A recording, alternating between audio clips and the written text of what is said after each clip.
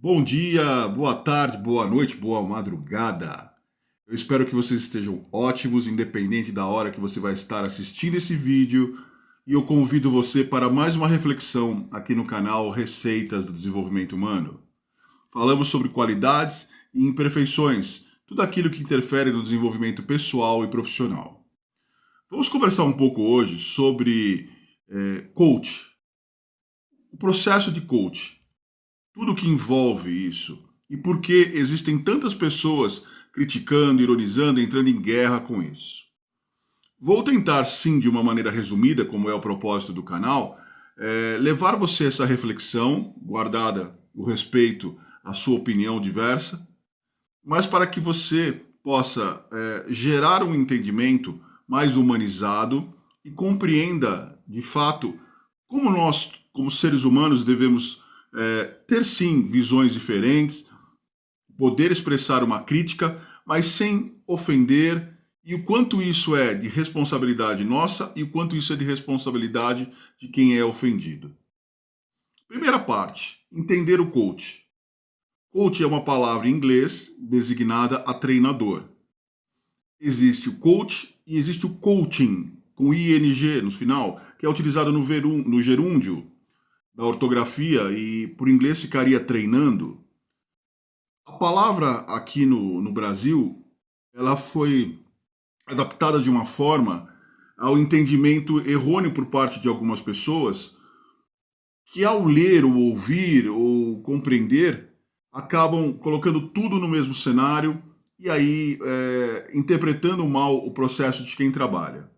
Apesar do meu trabalho como profissional estar muito associado às atividades que o coach executa, eu não sou um coach.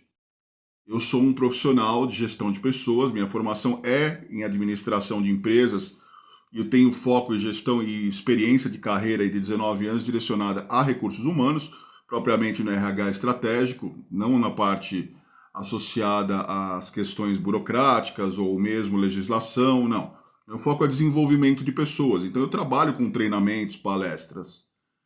Porém, hoje existe exatamente a profissão do coach, com especialização, com cursos e escolas direcionadas a isso. Então eu não me considero um coach, até porque tenho essa relação paralela ao trabalho. Em contrapartida, tem um direcionamento diferenciado do que é aplicado normalmente pelo coach, que também é muito bom, é muito produtivo, é muito relevante. Como em qualquer outra profissão no mercado de trabalho, existem os bons e os maus profissionais. Existem aqueles que entram na profissão para agregar, para somar, desenvolver, criar e trazer resultados diferentes. Como existem também aqueles que entram na profissão e acabam atrapalhando, porque fazem rápidos cursos, têm um aprendizado breve, já se intitulam como profissionais da área e começam a vender esse tipo de serviço de uma qualidade inadequada.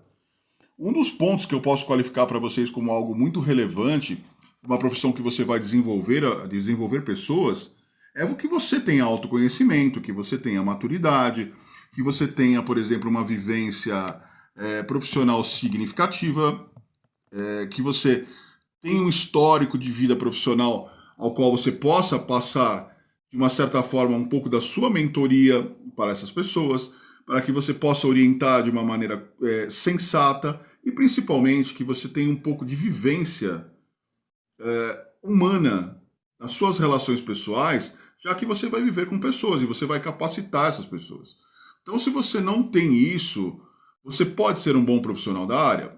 Você pode desenvolver isso, mas a tendência é que você demore a longo prazo, que você não consiga lidar com algumas situações, até porque você não viveu, você não ouviu, você não teve uma referência significativa para ter opiniões diferentes. Então, isso coloca muitas vezes em risco não só a profissão do coach, mas coloca a profissão de qualquer vaga. Se você é um médico, se você é um profissional de recursos humanos, se você é um profissional da área financeira, contábil, enfim, vai interferir, visto que você precisa de uma certa bagagem, uma certa vivência, uma certa experiência.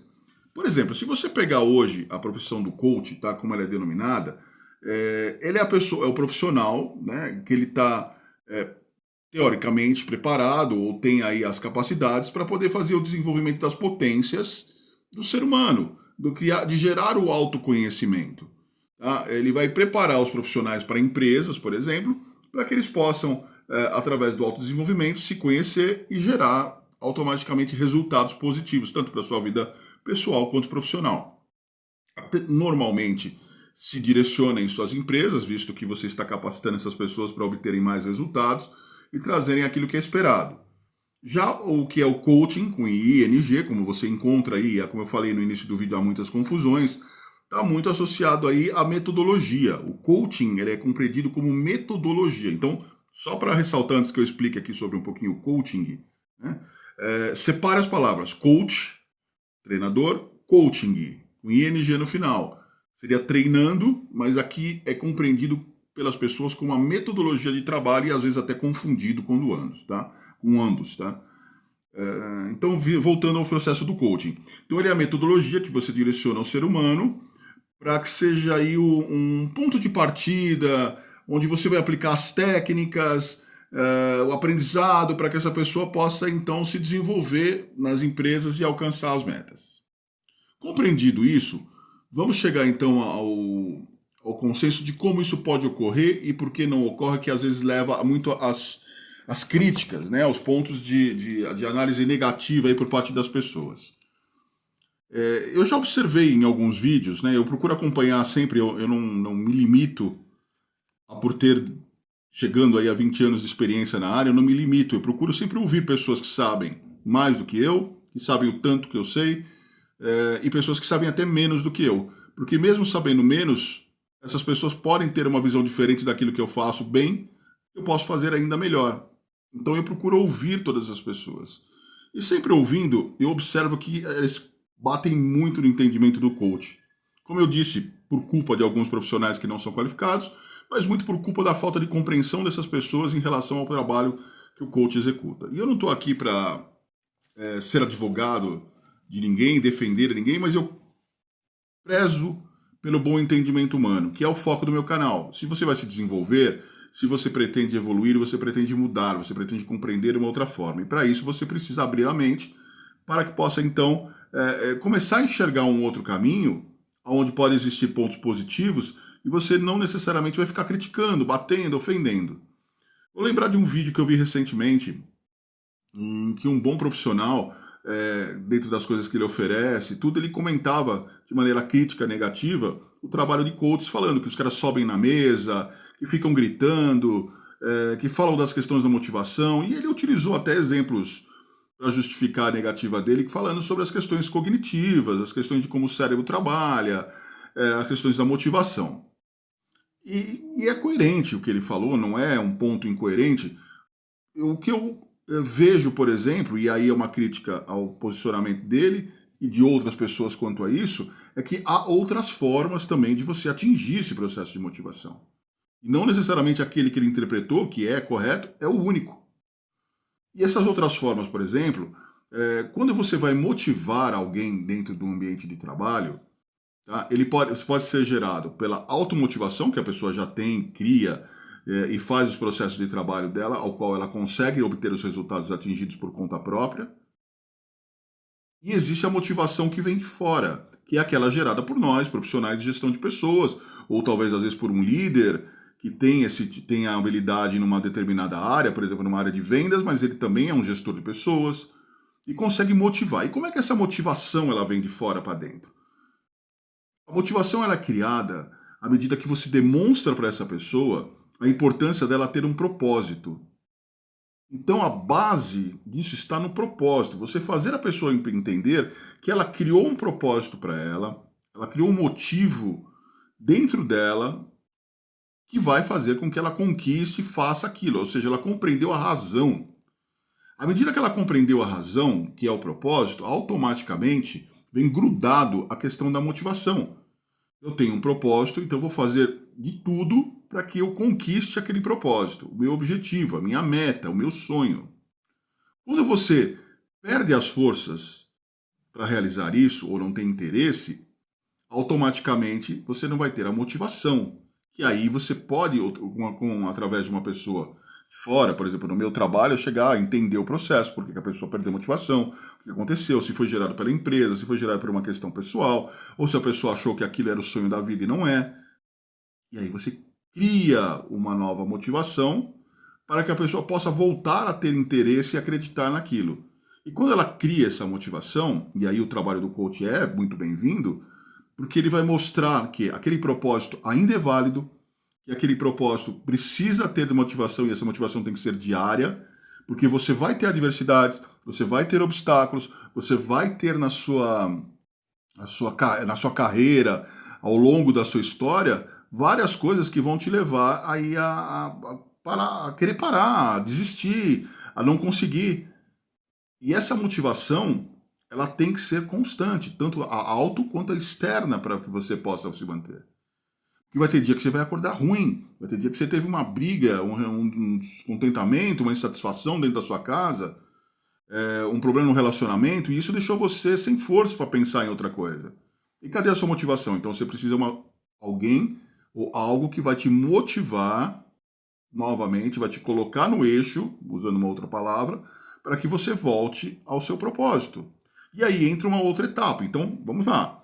Ao meu entendimento, e é o que eu recomendo no meu trabalho de gestão de pessoas, e convido para quem critica os coaches aí a refletirem sobre isso, existe o seu propósito, depois do propósito vem grudado a motivação, e aí vem um terceiro item que eu oriento e utilizo para todos, que é a inspiração. O que é a inspiração? Aquilo que vai te inspirar a você continuar no seu propósito e motivado a isso.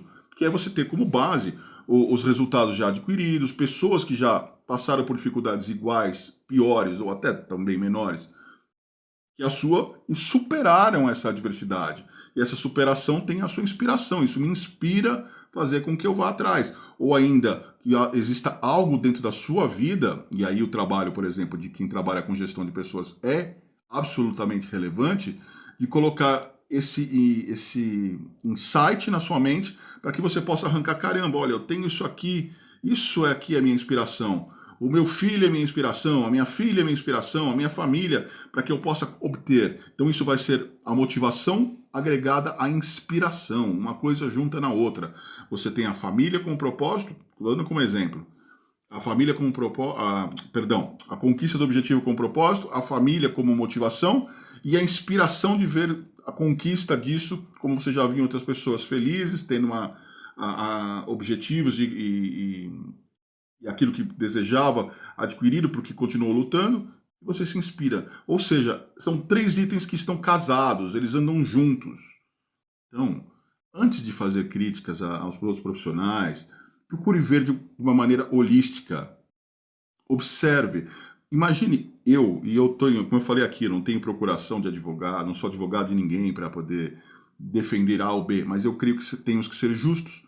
E para ser justos, quando nós observamos de uma maneira correta e sensata, devemos sim abrir esse diálogo, devemos sim passar a compreender. Eu poderia ser um crítico do coach, visto que, teoricamente, poderia ser um concorrente meu. Eu me formei em administração de empresas, tenho uma ênfase gigante dentro de recursos humanos estratégico, e os caras vêm aqui, criam a profissão à parte, estão concorrendo comigo, que sou também um instrutor de treinamentos, faço workshop, faço palestras, mas não.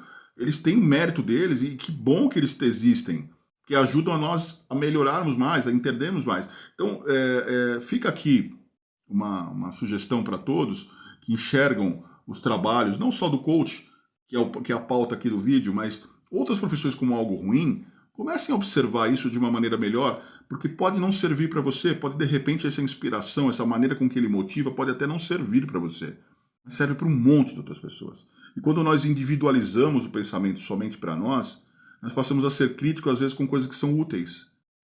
Tem pessoas que se pautam através de livros de autoajuda.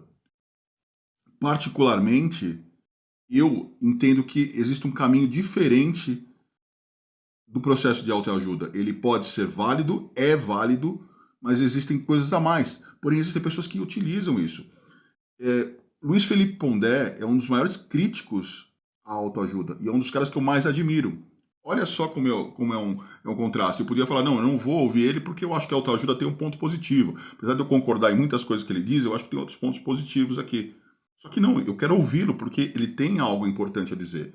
Ele está sendo crítico, mas há algo relevante, está sendo crítico de uma maneira sensata, correta, que é um ponto de vista dele, mas que agrega. Então eu não posso me fechar isso, pelo contrário, eu trazer para perto e ouvir para aprender com ele. E aí eu tirar as minhas conclusões. Ao mesmo tempo que eu acho, por exemplo, que a autoajuda é muito importante para muitas coisas, e sei ao longo da minha carreira pessoas que leram livros e conseguiram dali despertar alguma coisa, como sei que tem muita gente que se ilude, mergulha e acaba sendo negativo. Então qual é o processo de trabalho? Eu criticar a autoajuda? Eu criticar as pessoas que fazem isso? Não. O processo é eu ouvir todo mundo e, como profissional de gestão de pessoas, enxergar e saber interpretar cada um deles. Quem é que faz isso? Se eu encontrei vou fazer um treinamento e alguém vem conversar comigo, e é uma pessoa que mergulhou, por exemplo, na autoajuda e não está encontrando outros caminhos.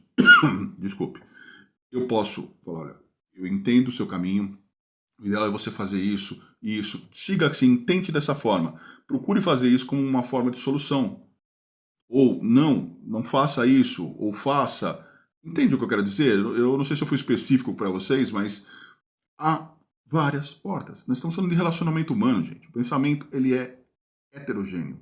À medida que é heterogêneo, você vai ter várias pessoas pensando de maneiras diferentes, agindo de maneiras diferentes, que podem utilizar o mesmo resultado ou resultados diferentes. Então, em vez da gente malhar a autoajuda, malhar o coach, malhar o profissional de gestão de pessoas, malhar o RH, ou achar que a RH só serve para contratar e demitir gente, enxergue que há oportunidades e portas para todos em diversas situações, em diversas empresas, em momentos diferentes.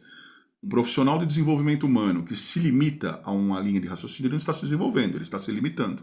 Desenvolvimento é contínuo, e contínuo é você mudar, entender todas as formas, entender como todos pensam e continuar a evoluir. Até porque a espécie humana ela vai estar evoluindo no seu pensamento e nas suas atitudes, ainda que possa se demonstrar retrógrada em alguns momentos. Eu espero que tenham gostado do vídeo. Eu sou Beto Camp e esse é o canal Receitas do Desenvolvimento Humano. Um beijo no coração de todos.